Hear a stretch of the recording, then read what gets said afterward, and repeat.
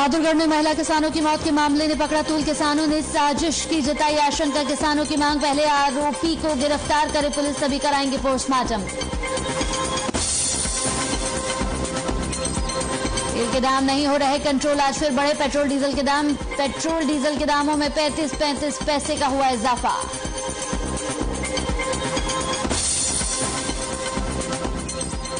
सोनीपत में डेंगू के प्रकोप के बीच स्वास्थ्य विभाग की खोली पोल, कागजों तक ही सीमित रहे दावे। प्रशासन से फरियाद के बाद भी क्षेत्र में नहीं हो रही फॉगिंग। यमुनानगर में पुलिस अधीक्षक ने चलाया नशा मुक्ति अभियान। उद्योगपतियों से की मुहिम में सहयोग करने की अपील, कहा सहयोग से ही नशे पर होगा कंट्रोल।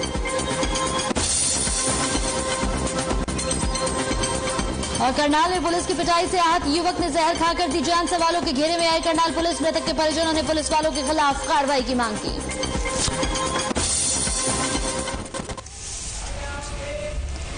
नमस्कार, हर खबर हरियाणा में आपका बहुत बहुत स्वागत है। आपके साथ हाजिर हूं मैं कंचन। बुलेटिन की शुरुआत करेंगे इस वक्त की बड़ी खबर के साथ। टीवी स्क्रीन पर इस वक्त की बड़ी खबर, सोनीपत से इस वक्त की बड़ी खबर। निहंगों को लेकर बड़ी खबर है। आज 4 बजे निहंग ले सकते हैं बड़ा फैसला।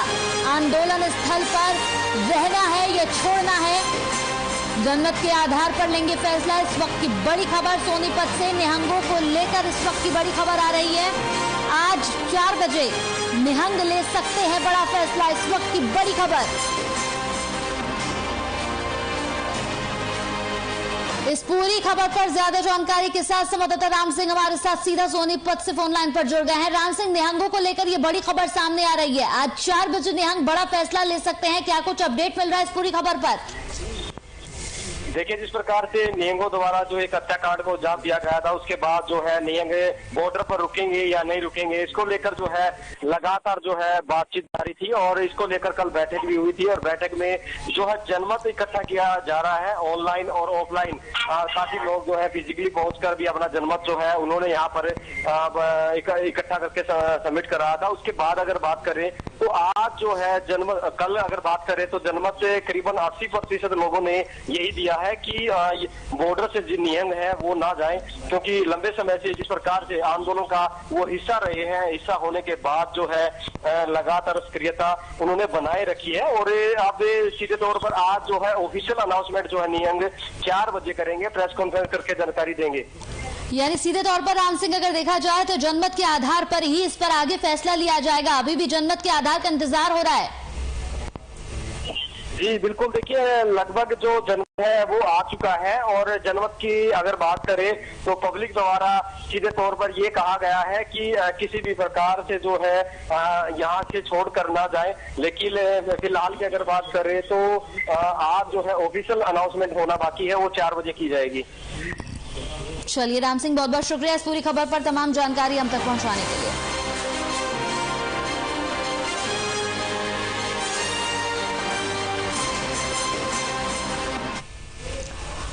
चलिए खबरों में बढ़ते आगे तो बहादुरगढ़ में गुरुवार सुबह एक दर्दनाक हादसे के साथ हुई। दरअसल झज्जर रोड पर एक डिवाइडर पर बैठी महिला किसानों को तेज रफ्तार ट्रक ने कुचल दिया। इस दर्दनाक हादसे में 3 महिला किसानों की मौत हो गई, जबकि एक घायल हो गई। घायल महिला किसान के पैर में फ्रैक्चर है, जिसे इलाज के लिए रोहतक पीजीआई रेफर किया गया है। बताया जा रहा है कि किसान आंदोलन में शामिल ये सभी महिलाएं बहादुरगढ़ में ही बाईपास पर रहती थी और अपना टर्म खत्म होने के बाद पंजाब जाने के लिए झज्जर रोड पर डिवाइडर पर बैठकर ऑटो का इंतजार कर रही थी। इसी दौरान एक तेज गति से आया ट्रक डिवाइडर पर चढ़ गया और डिवाइडर पर बैठी इन महिलाओं को अपनी चपेट में ले लिया।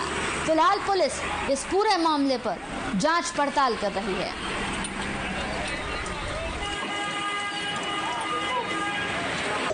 हमने जब सुते उठे वहाँ ऊपर पुल से नीचे देखा 2 बीबी पुकार रही हैं मदद के लिए। एक बंदा था उनके साथ। जब मैं ऊपर से थल्ले पर आया, थल्ले आया तो देखा भी 2 की मौत हो चुकी है, 2 तक पई। तो मैं फिर ऊपर जाके साढ़े बंदे बुला के लेके आया। जो लुधियाने जिले का जनरल सकत्तर उसके पोते उन्हें आके 2 आटो जो फट्टड़ थी उन्होंने लैके चला गया तो 2 इतने PCR होंगी है। अज ना तो PCR सी ना पुलिस मौके पर आई।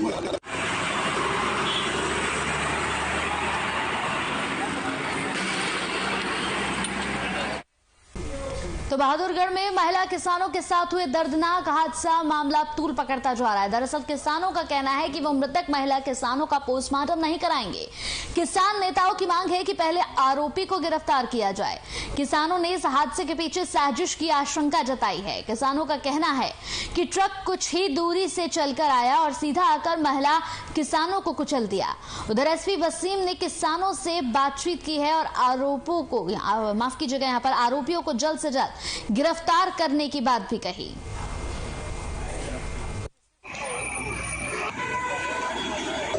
हमने जब सुते उठे वहां ऊपर पुल से नीचे देखा दो बीबी पुकार रही हैं मदद के लिए।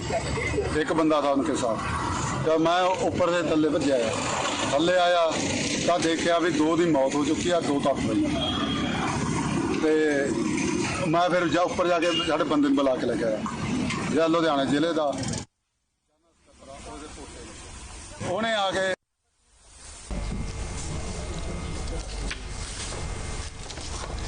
तो बहादुरगढ़ में महिला किसानों के साथ हुए दर्दनाक हादसा अब यहां पर तूल पकड़ता जा रहा है। आपको बता दें कि यहां पर किसानों का कहना है कि वो मृतक महिला किसानों का पोस्टमार्टम नहीं कराएंगे। जी हां, पोस्टमार्टम तभी कराएंगे जब इस पूरे मामले का जो आरोपी है वो गिरफ्तार हो जाएगा। किसान नेताओं की मांग है कि पहले आरोपी को गिरफ्तार किया जाए। किसानों ने इस हादसे के पीछे साजिश की आशंका भी जताई है। इस पूरी खबर पर ज्यादा जानकारी के साथ हमारे संवाददाता सुमित हमारे साथ बहादुरगढ़ से फोन लाइन पर जुड़ गए हैं। सुमित, बहादुरगढ़ में महिला किसानों के साथ जो दर्दनाक हादसा हुआ वो अब तूल पकड़ता जा रहा है। किसानों ने यहां पर मांग की है कि जब तक आरोपी गिरफ्तार नहीं होगा तब तक पोस्टमार्टम नहीं होगा। साजिश करार दिया है उन्होंने। इसे क्या कुछ अपडेट मिल रहा है? जी आपको बता दें कि आज सुबह जो है दर्दनाक सड़क हादसे में जो दो महिलाएं हैं उनकी मौत हो गई थी, जिसमें ट्रक चालक जो है मौके से फरार हो गया था और दोनों मृतक महिलाओं के शव को सामान्य अस्पताल में पोस्टमार्टम के लिए पुलिस ने भिजवाया था और वहां पर पुलिस अपनी कार्रवाई में भी जुटी हुई है। पर लेकिन मृतक महिला है जो किसानों ने पोस्टमार्टम नहीं करवाने की मांग की है। हम नहीं करवाएंगे। किसान नेताओं का यह भी कहना है कि पहले आरोपी ट्रक चालक की गिरफ्तारी की जाए। किसानों ने हादसे के पीछे एक साजिश करार दे दिया है। यह साजिश है और किसान नेताओं का यह भी कहना है कि कुछ ही दूरी से चलकर जो ट्रक आया था वह सीधे आकर किसानों को कुचलने का अंजाम दिया है। और एसपी वसीम अकरम ने भी वहां पे मौके का मुआयना किया है। वसीम अकरम ने साफ तौर पर यह कहा है कि जो सड़क हादसे में जो किसान महिलाएं हैं उनको जल्द से जल्द उनका पोस्टमार्टम कराया जा रहा है और फिलहाल पुलिस जो है अपनी कार्रवाई में जुटी हुई है। घटनास्थल का भी जायजा लिया गया है और पूरे शहर की ट्रैफिक व्यवस्था की भी समीक्षा करते हुए कहा है कि जल्द से जल्द इसका समाधान किया जाएगा और फिलहाल आरोपी की तलाश में जो पुलिस जुटी हुई है जल्द से जल्द आरोपी की गिरफ्तारी कर ली जाएगी। तमाम जानकारी हम तक पहुंचाने के लिए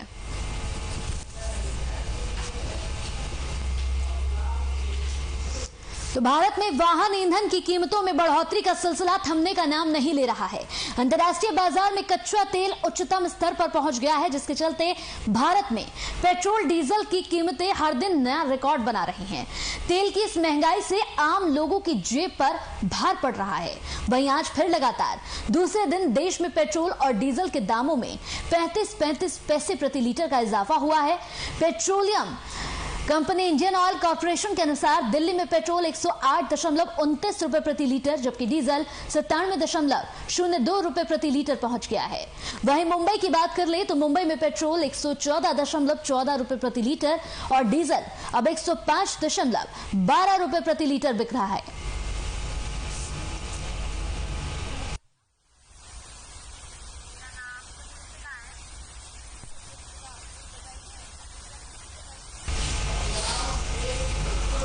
तो हरियाणा सरकार द्वारा नियुक्त हैफेड विभाग के चेयरमैन बल्लभगढ़ की अनाज मंडी का औचक निरीक्षण किया। इस बीच चेयरमैन ने किसान और आढ़तियों से बातचीत की। हैफेड के चेयरमैन ने बताया कि वो लगातार हर मंडियों का दौरा कर रहे हैं और वहां पर जाकर किसान और आढ़तियों से बातचीत कर रहे हैं कि मंडियों में किसानों को कोई दिक्कत तो नहीं आ रही। वहीं हैफेड के चेयरमैन ने बताया कि वो जल्द ही हैफेड के नए ब्रांच मार्केट में आ रहे हैं जो कि जनता को उचित रेट में मिलेंगे। वहीं डीएपी खाद को लेकर हैफन के चेयरमैन ने आश्वासन देते हुए कहा कि 30 अक्टूबर तक सभी केंद्रों पर डीएपी प्रॉपर मात्रा में पहुंच जाएगा।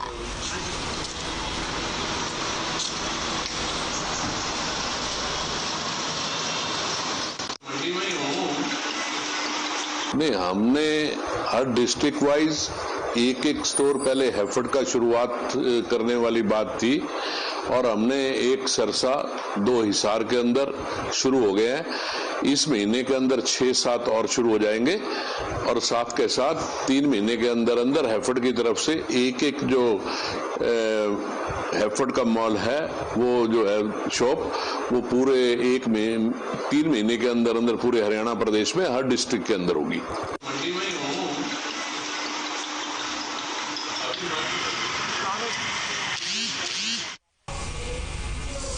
चलिए बात सोनीपत की कर लेते हैं। सोनीपत इन दिनों डेंगू का प्रकोप झेल रहा है। पहले जिला स्वास्थ्य विभाग की ओर से यह दावा किया गया था कि मैदान में ग्रामीण और शहरी स्तर पर 174 कर्मचारियों की टीम लोगों के घरों में जाकर चेकिंग और जागरूकता अभियान चला रही है, मगर ग्रामीण स्तर पर फॉगिंग कागजों में ही सिमट कर रह गया।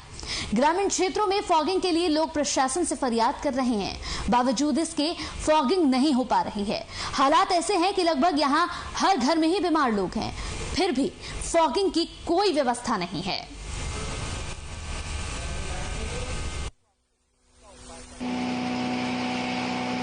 जी गांव में ये लगा के चलो तकरीबन 10 से 15 दिन हो चुके हैं। गांव में कोई भी ऐसा मकान या घर नहीं है जिसके अंदर 2 से या 3 बंदा बीमार ना हो। डेंगू, मलेरिया, वायरल और चिकनगुनिया की इतनी ज्यादा शिकायत है कि बंदे इतने ज्यादा परेशान है कि घर से भी नहीं निकल सकते।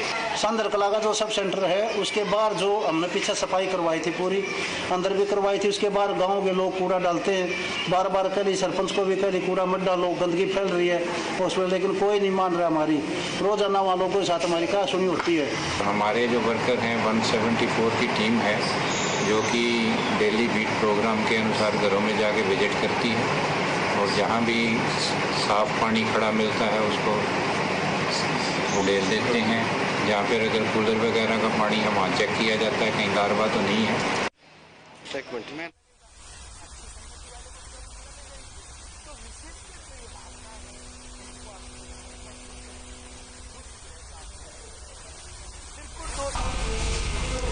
तो नरवाना के इस्माइलपुर, फरैन कला और धरौंदी गांव की हजारों एकड़ जमीन में जलभराव से किसानों को इन दिनों भारी दिक्कतों का सामना करना पड़ रहा है।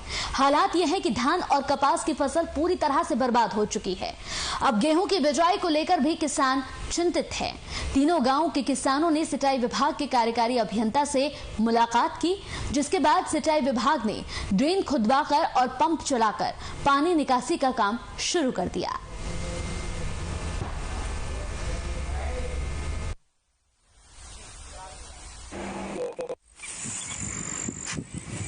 जो मेन समस्या है इस्माइलपुर, धरौदी, फरैन कला और खानपुर, इन गांवों की सभी लैंड में पानी भरा हुआ है और जल भराव के कारण लोगों की फसल की काफ़ी डैमेज है।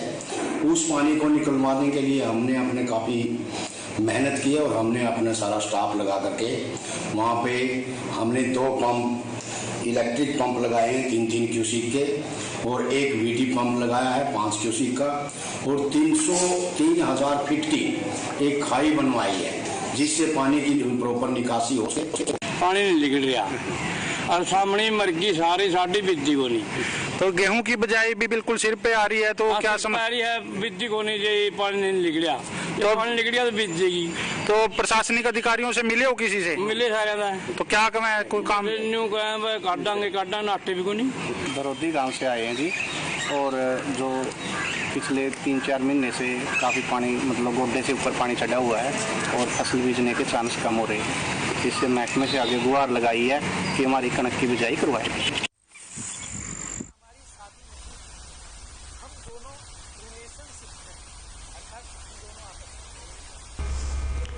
तो यमुनानगर के पुलिस अधीक्षक इन दिनों जिले को नशा मुक्त करने की मुहिम चला रहे हैं। Chamber of commerce and industry की ओर से आयोजित समारोह में उन्होंने विभिन्न उद्योगों से जुड़े उद्योगपतियों से नशा मुक्ति मुहिम में सहयोग की अपील की है। उन्होंने कहा है कि इस समय विभिन्न सामाजिक संस्थाओं की ओर से 80 मरीजों की पहचान की गई है जो नशा करते हैं और नशा छोड़ना चाहते हैं। उनमें सिर्फ 63 मरीजों का इलाज शुरू कर दिया गया है। कार्यक्रम में मुख्य अतिथि के रूप में पहुंचे पुलिस अधीक्षक ने उद्योगपतियों से कहा कि उनके आसपास और उद्योगों में कहीं भी इस तरह के व्यक्ति जो नशा करते हैं उनके बारे में पता लगे तो उनके बारे में पुलिस प्रशासन को सूचित करें ताकि उनका इलाज करके उन्हें मुख्य धारा में शामिल किया जा सके। इस कार्यक्रम में यमुनानगर के उपायुक्त पार्थ गुप्ता भी पहुंचे।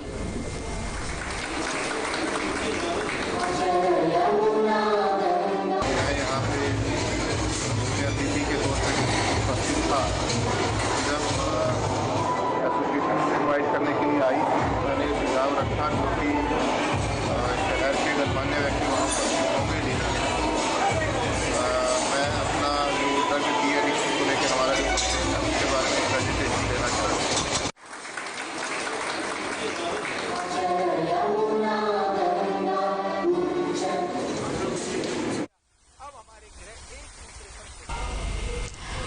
जब मनुष्य किसी भी क्षेत्र में आगे बढ़ने की इच्छा शक्ति मजबूत करता है तो लिहाजा कामयाबी हासिल हो ही जाती है। जींद के 2 परिवारों के बेटे और बेटी ने कमाल कर दिखाया है। मोतीलाल नेहरू खेल स्कूल राय में 4वीं कक्षा की प्रवेश परीक्षा का परिणाम घोषित कर दिया गया। सोनीपत के सेवली गांव निवासी रक्षित और जींद जिले के हथवाला गांव निवासी कनिष्का ने संयुक्त रूप से परीक्षा में टॉप किया। बुधवार को स्कूल प्रशासन की तरफ से दोनों विद्यार्थियों को सम्मानित किया गया। अपने बच्चों की कामयाबी पर रक्षित और कनिष्का के परिजनों ने खुशी जाहिर की।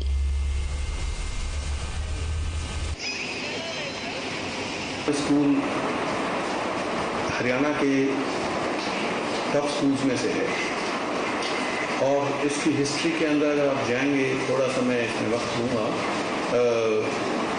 यहाँ से बहुत बड़े बड़े आज के टाइम के अधिकारी, बिजनेसमैन MNSS से पास आउट हुए हैं। इसी क्रम में हमने 4th क्लास का टेस्ट करवाया। ये टेस्ट 30 मार्च को कंडक्ट हुआ था, फिजिकल टेस्ट। इसमें 100 सीटें होती हैं, 50 लड़कों के लिए, 50 लड़कियों के लिए। सर, बेटी ने बहुत मेहनत की है। स्टार्टिंग से ये बहुत छोटी थी, तब से ही मेरे साथ खुद बहुत मस्ती करती थी, खेलती थी और मैं भी ये सोचता था कि ये बेटी नहीं, मैं एक बेटे की तरह इसको तैयार करूँगा। और कई साल तक मैंने लगातार कोशिश की। बचपन से आज तक इसकी रेगुलर मैंने मालिश की, इसको रेगुलर रनिंग करवाई, रेगुलर इसके साथ मस्ती की और उसके साथ साथ लाइटली मैं इसकी पढ़ाई भी करवाई। 3-4 साल तक रेगुलर मैंने, जैसा भी बच्चे का लेवल बढ़ता गया, ऐसे धीरे धीरे मैंने घर पे इसकी अच्छी से तैयारी करवाई और फिर ये अब खुद भी काफ़ी लेबोरियस है, काफ़ी मेहनती है।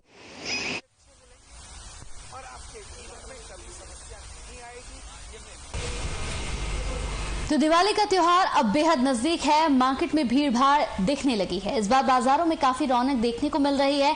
दुकानदारों और रेहड़ी फड़ी वालों के चेहरे भी खिले हुए हैं।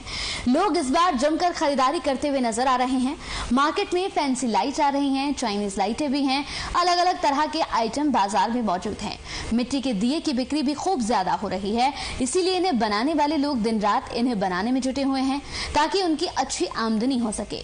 आपको बता दें कि बीते साल दिवाली का त्योहार थोड़ा फीका रहा था क्योंकि कोरोना की वजह से लोग बाजारों में कम पहुंच रहे थे, लेकिन इस बार हालात बदले हुए नजर आ रहे हैं। यही बन रहे हैं। आगे जो त्योहार चले गए हैं पिछले वाले, तो उनका तो हो गया है। अब दिए जो से हैं वो बनाए जा रहे हैं। अलग अलग तरह के हैं, अलग अलग डिजाइन के हैं। जैसे जैसे लोग डिमांड करते हैं उसी हिसाब से बना देते हैं। काफ़ी टाइम से थोड़ा काम ये था कि अब की बार लग रहा है कि दिवाली है, क्योंकि कोरोना काल रहा है, बहुत ही मंदा काम रहा है। अभी इस बार लग रहा है क्योंकि अभी जो करवा था परसों, तो करवे में भी बहुत अच्छा काम निकला था। हालांकि बारिश हुई थी, शाम को हुई थी, फिर भी सुबह से लेकर शाम तक हमारा सारा माल बिक गया। आजकल लाइटों ज़्यादा यूज़ नहीं करनी चाहिए। चाइनीज चीज़ों को, अपनी सभ्यता जो दिए वगैरह है उनको यूज़ करो, दिए जलाओ। दिए तो हमारी शुभता, मतलब हमारे भारतीय कला का एक शुभ चिन्ह है दिया, जो हमारी शुभता को भी बढ़ाता है।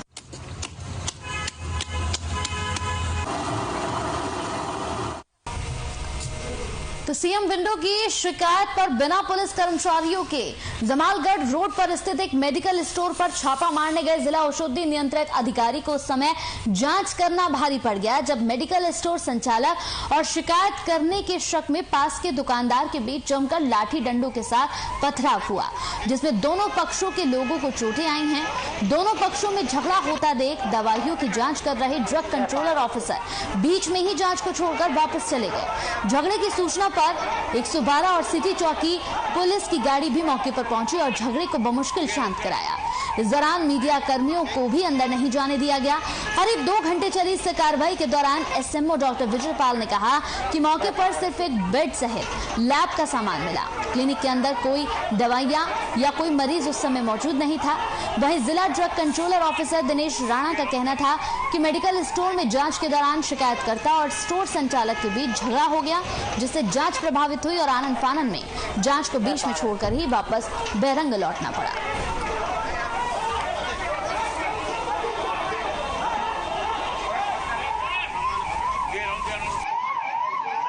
शिकायत प्राप्त हुई थी ड्रग कंट्रोल ऑफिस में और हमारे पास सीएम विंडो की शिकायत, जिसपे कि ये जो मेडिकल स्टोर है इसके लिए कार्रवाई की गई थी इस पे, और दोनों ही टीमों द्वारा कार्रवाई की गई। तो अभी कार्रवाई में क्या निकला है, क्या सामने निकल के आएगा? देखिए, हमें जो हमारा पार्ट था इसमें ये था कि ये अवैध क्लिनिक वगैरह चलाते हैं, जिसके लिए हमने की थी। तो आज हमें ना तो यहाँ से कुछ बरामद हुआ है, ना ही कोई मरीज।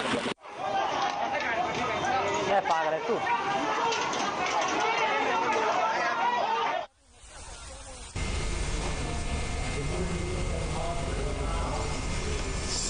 वहीं अब खबर करनाल से है। करनाल में एक 18 वर्षीय युवक की मौत के बाद जिला पुलिस एक बार फिर से सवालों के घेरे में आ गई है। दरअसल पुलिस ने मोहित नाम के एक लड़के की बाइक का भारी भरकम चालान काट दिया। आरोप है कि पुलिस की ओर से उसके साथ मारपीट भी की गई थी, जिसके बाद वो बेहद परेशान था और पुलिस की प्रताड़ना से आहत मोहित ने जहरीला पदार्थ खाकर आत्महत्या कर ली। मोहित की मौत के बाद परिजनों ने अस्पताल में जमकर हंगामा किया और पुलिस की कार्यप्रणाली पर सवाल उठाते हुए कई गंभीर आरोप भी लगाए। आपको बता दें कि मोहित एक फैक्ट्री में काम करता था। दोपहर के समय घर लौटते समय ट्रैफिक पुलिस के साथ कुछ होमगार्ड के जवानों ने मोहित की बाइक को रोका और उसका चेकिंग करते हुए चालान काट दिया। अब मोहित के परिजनों ने चेतावनी दी है कि जब तक आरोपी पुलिसकर्मियों के खिलाफ कार्रवाई नहीं होगी, तब तक वो मृतक का अंतिम संस्कार नहीं करेंगे।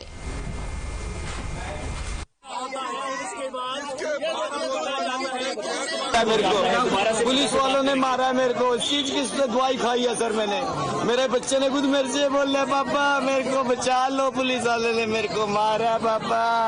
मैंने दवाई इसलिए खाई, मेरा चलान का कोई वो नहीं था। पहले 40,000 रुपए का चलान भरा हुआ सर मामने। इस बाइक का भी देख लेना, कोई चोरी किया है क्या? मोहित था बच्चा जी, और अपने जहर वगैरह खाया है और उसकी डेथ हो गई है जी। अभी जैसा परिवार हमारे को कंप्लेंट देगा, उसका पोस्टमार्टम करा के और जो कंप्लेंट देगा परिवार, उस हिसाब से हम कार्रवाई अमल में लाएंगे।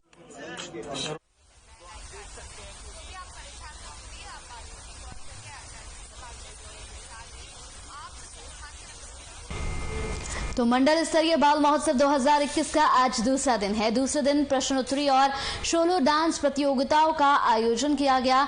मंडल स्तरीय प्रतियोगिताओं में फरीदाबाद, पलवल और नूह से आए सरकारी गैर सरकारी स्कूलों के बच्चों ने आज भी बढ़ चढ़कर इसमें हिस्सा लिया। बच्चों ने सोलो डांस में पधारो महरे देश, नगाड़ा संग ढोल बाजे, निबुड़ा निबुड़ा, पंजाबी गीत, रेशमी गरारे वलिए, आयो रे महरो ढोलना और कई गानों पर यहाँ जमकर अपनी परफॉर्मेंस दी। आपको बताते चले कि आज सभी बच्चों ने बढ़ चढ़कर इसमें हिस्सा लिया। आज के कार्यक्रम में एसडीएम वल्लभगढ़ त्रिलोक चंद ने बतौर मुख्य अतिथि के रूप में यहाँ शिरकत की। वही हमारे संवाददाताओं ने एसडीएम से खास बातचीत भी की।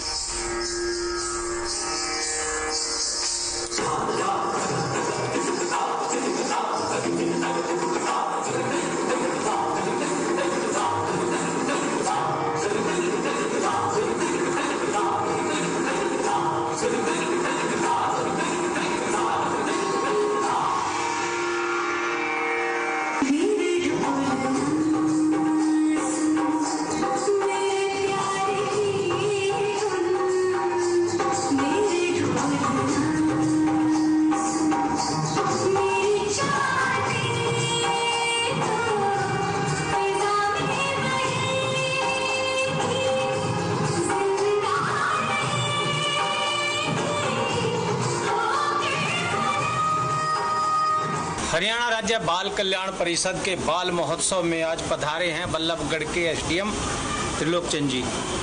इनसे बात करेंगे कि जो बाल कल्याण परिषद है उनके जो कार्य हैं वो जन कल्याण में कितने सहभागी हैं। आइए बात करते हैं। त्रिलोक चंद जी, आपका बहुत बहुत स्वागत है। जो हरियाणा राज्य बाल कल्याण परिषद ये बाल महोत्सव चला रही है, इसके ऊपर 2 शब्द कहिए। देखिए, ये बहुत ही महत्वपूर्ण कार्यक्रम है, क्योंकि कोई भी राष्ट्र तरक्की तब करता है, कोई भी राष्ट्र अपने नवनिर्माण की तरफ तब बढ़ता है जब उनके नौनिहाल है वो बेहतर शिक्षा पाएँ, उनके जो नेचुरल टैलेंट है वो बाहर निकल करके आए, ताकि आने वाले समय में वो बेहतरीन इंसान बने, देश की एकता और अखंडता के लिए, देश के विकास के लिए अपना महत्वपूर्ण योगदान दे सकें। और इसमें मैं विशेष रूप से धन्यवाद देता हूं अपने बाल कल्याण विभाग, क्योंकि ये ऐसे कार्यक्रमों का आयोजन करते रहते हैं समय समय पर। अब जैसे कि हमारा डिवीजनल लेवल का जो कार्यक्रम चल रहा है, जिसमें फरीदाबाद डिस्ट्रिक्ट है, बलौर डिस्ट्रिक्ट है और मेवाड़ डिस्ट्रिक्ट है, इसमें अभी भी मैंने कई कार्यक्रम बच्चों के देखे। बहुत ही बेहतर टैलेंट उन बच्चों के अंदर है, और यही वो बच्चे जो आगे जा करके इस देश का नाम रोशन करते हैं, प्रदेश का नाम रोशन करते हैं, माँ बाप का नाम रोशन करते हैं। जी, मेरा क्वेश्चन ये था कि इनके जो प्रोग्राम हैं ये जन कल्याण में कितने सार्थक हैं? देखो, बिल्कुल सार्थक है, क्योंकि जन कल्याण तो बिल्कुल ही इसके साथ जुड़ा हुआ है। जब बच्चे आगे बढ़ेंगे तो जन कल्याण अपने आप ही हो जाएगा। जी जी, ये तो एक बहुत बेहतरीन कार्यक्रम है। अभी इसमें देखो तरह तरह के इनके कार्यक्रम का आयोजन किया, चाहे प्रश्नोत्तरी कार्यक्रम हो, चाहे एकल डांस का हो, चाहे समूह गान का हो, तो ये जो सारी चीज़ें हैं ये इसी के लिए।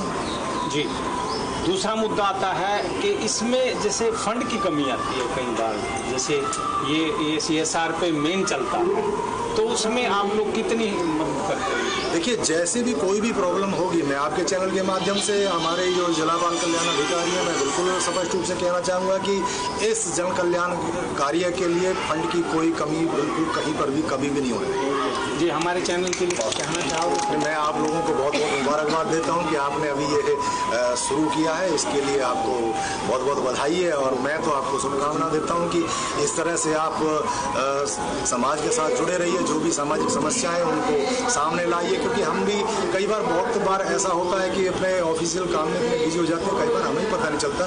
तो बहुत सारी चीज़ें ऐसी हैं जो चैनल के माध्यम से हमें पता चलती है। हमने उन चीज़ों को बिल्कुल ठीक किया है और टाइमली ठीक भी किया है। तो मैं खासतौर पर आपकी, चाहे वो प्रिंट मीडिया है, चाहे वो हमारा इलेक्ट्रॉनिक्स मीडिया है, मैं बहुत बहुत आभारी हूँ आप लोगों का। जैसे मुख्यमंत्री जी ने कहा था हमारे चैनल को खासकर ओपनिंग पे कि आप लोग हम पे भी खबर रखिए, हम पे भी खबर रखिए, विधायकों को भी खबर रखिए, ताकि हम आपके द्वारा जो आईना आप हम दिखाओगे उस पर हम काम कर सकते। तो मैं तो यही कहना चाहूँगा, आप हम पे भी खबर रखिए ताकि हमें और बेहतर से बेहतर करने की प्रेरणा मिले और जन कल्याण कार्यों को आगे बढ़ाएं। जी जी, धन्यवाद। आइए डॉक्टर साहब। तो ये थे बल्लभगढ़ के एसडीएम त्रिलोक चंद जी, जो कह रहे थे कि मुख्यमंत्री जी ने जो कहा है वो हम पे भी आप नजर रखिए, ताकि हम जनता के कार्यों को दुरुस्त कर सकें। मैं बीडी कोसी, हर खबर के लिए फरीदाबाद से।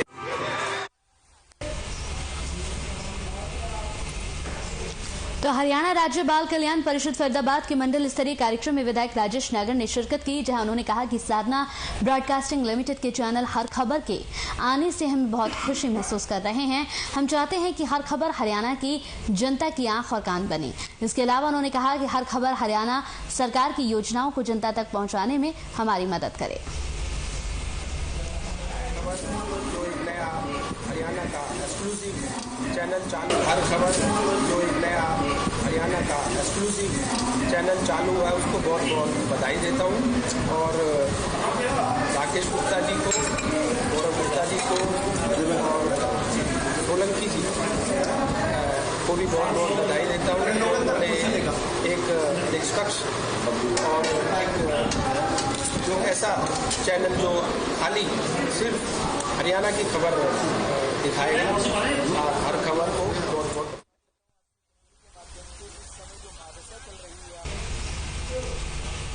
चलिए इसी के साथ हर खबर पर मेरे साथ इतना ही। नमस्कार।